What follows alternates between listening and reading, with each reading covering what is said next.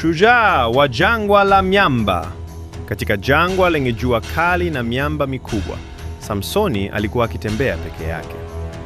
Ghafla, mgurumo wa kutisha ulipasua ukimya. Simba mkali alijitokeza juu ya miamba, tayari kushambulia kwa hasira. Kwa utulivu mkuu, Samsoni akavua vazi lake na kulitupa kando. Misuli yake iliyojengeka ilionyesha utayari wa pambano ambalo dunia haijawahi kuona.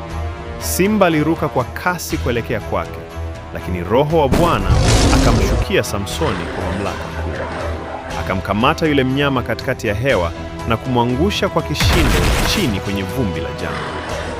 Pambano lilikuwa zito katikati ya miamba na mchanga. Samsoni alimdhibiti yule mfalme wa nyika kwa nguvu zisizo za kawaida, akimkaba kwa ujasiri mwingi juu ya ardhi ile ngumu. Sasa wakati wa maamuzi ukafika. Samsoni akajipanga nyuma ya yule simba na kuzikamata taya zake kwa mshiko wa chuma. Kwa nguvu ya ajabu ya kimbinguni, akaanza kuzivuta taya zile kwa kishindo kikuu. Kwa uwezo usiozuiliwa, Samsoni akazipasua taya zile na kumshinda yule mnyama kabisa. Simba akaanguka chini na ushindi wa Mungu ukatawala jangwani.